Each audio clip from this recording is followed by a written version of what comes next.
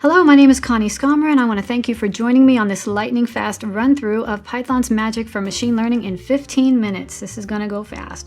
So you're going to come away with a broad and general understanding of the process of machine learning, how Python can be used with data to make predictions, and the general steps involved in doing so.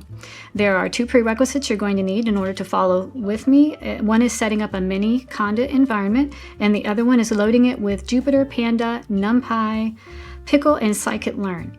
So once you do that, you can activate your environment and follow along. But before we get started, I want to accredit the course that I went through to learn all of this and more, and that is the Complete Machine Learning and Data Science Zero to Mastery course on the ZTM platform. Okay, that said, let's go ahead and get started. So over here I have the Jupyter Notebook environment, so which you would also have. I have this data folder that has a heart disease CSV file. That's all our heart disease data in there. What we want to do first is go ahead and load up a new Python notebook, and we're going to name it, let's just name it PyOhio for now. So rename it PyOhio. In this first cell, I'm going to change it to Markdown because I have something on my clipboard I'm going to paste in here. That's the accreditation that I just mentioned, along with the scikit-learn workflow we're going to go through, which is these 7 steps. Getting the data ready, choosing the right estimator or model, fitting the model to the data, evaluating the model, improving the model, saving and loading the trained model, and then we'll do a final review. All right, so let's get started. First thing we want to do is load the required import. So we're going to label this required imports, and that would be import pandas as PD and import NumPy as NP. Go ahead and run that to import it. Okay, the next thing we want to do is step number 1, getting the data ready. So let's label that number 1, get the data ready. And to do that, we'll start with a variable called hdData equal to pd dot read in that CSV file, read underscore CSV, and it should find it for me. And oops, tab, so there it found it. Okay, and let's just load that in there and see what we have. And there's our matrix. So we have all of the labels, or excuse me, we have all of the features, and the label here at the end will be the target column. So that's the data loaded. What we want to do is split that data up into features and labels, and so the features will be all of the columns except for that last one. So we're going to label this column or this cell, create what we'll call X. That will be our features matrix. And to get that, we're going to say X equals that hdData, which is our variable, has all the data in it, drop that last column called target, and it's on the axis equals 1, so it's on that first axis. And let's see what that looks like. Run that cell, and there we have all of the columns except for the last one. And then we want to just get that last column, and that will be our Y label. So let's label this cell, create Y labels. So Y equals hdData, just the target column. And let's run that and see what we have. And there's that last column. Okay. What we want to do is split the features into training and test data. So the training and test data, we're going to call it xtrain, xtest, ytrain, and ytest equals. Okay, before we do that, I'm going to come back up here. We need to actually import something first. sklearn dot model selection import train underscore test underscore split. So we want to split that up. So xtrain, xtest, ytrain, ytest equals train test split, and pass in x, y, and test size. So test size will be 20%. 0.2. So 20% of the data will be the test data, and the rest will be our training data. Run that.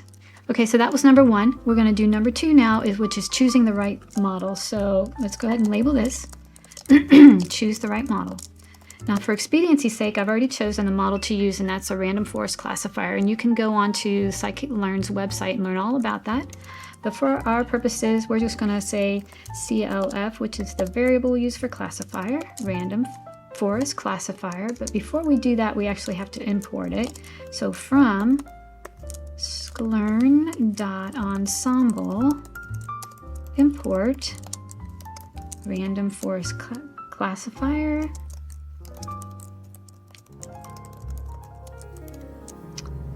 and then we can say CLF equals random forest classifier.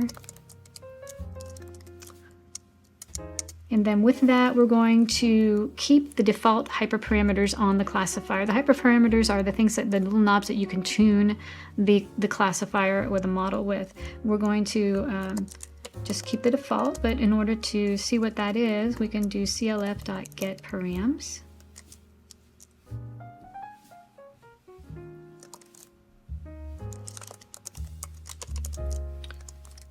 And okay, so now you can see that here are all the parameters, and we're just going to be focusing on the estimators for our purposes. Okay, so number 3, we're going to label this number 3, fit the model to the data, which is where it finds the pattern in the data, any patterns.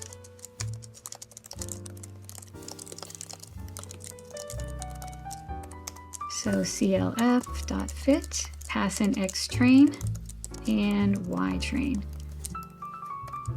Run that, and we're going to put a semicolon at the end so that, yeah, there we go. Okay, so once it has it's fitted, then we can do make predictions using the test data. So let's say make predictions.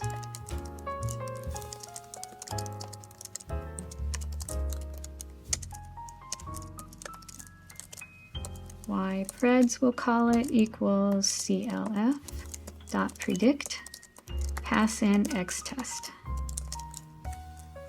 And let's just see what that gives us. And there's all the predictions. Okay. And then number 4, let's label this cell number 4, evaluate the model using the training data.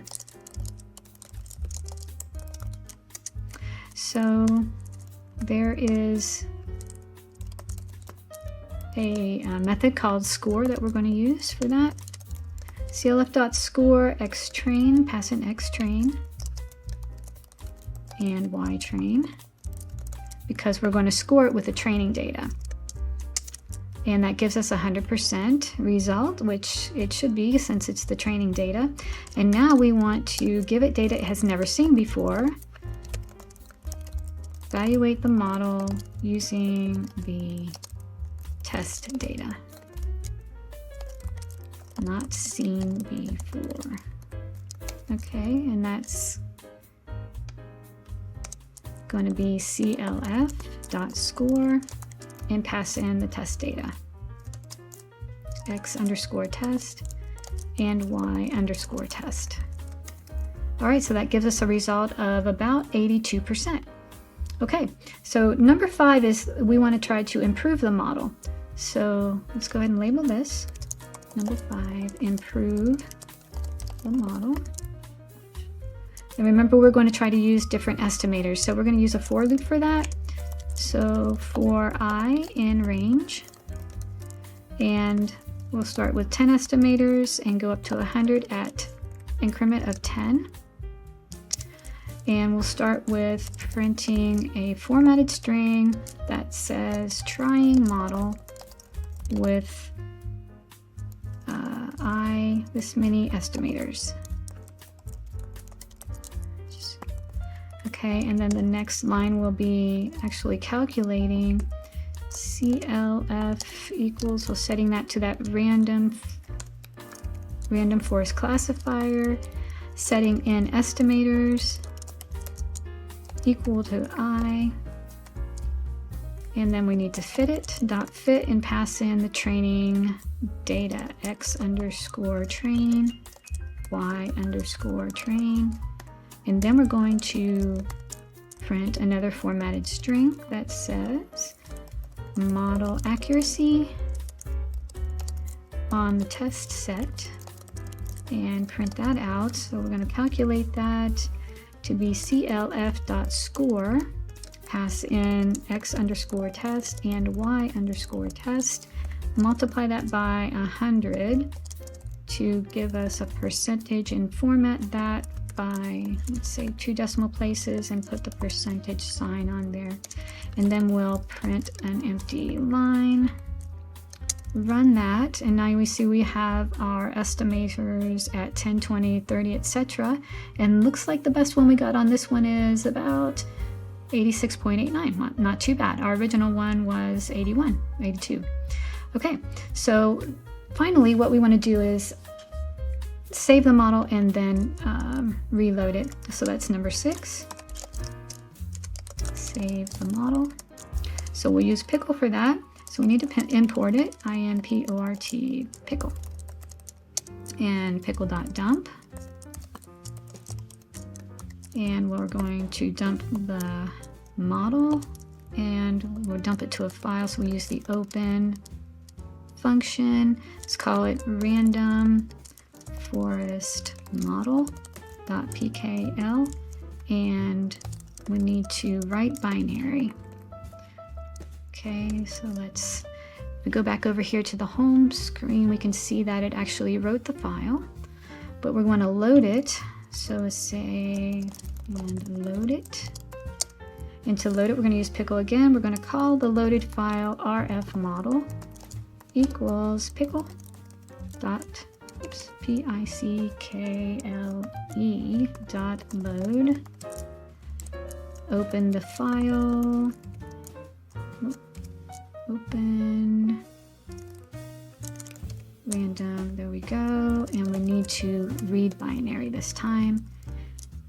And if we use it or score it, let's say CORE, score it, we can say rf model dot score, pass in our test data, well, x test, y test, and run that. So we have a score of 85, about 85%, where we started out was at 82%. So a lot better that time. Okay, so to wrap this up, let's go ahead and recap.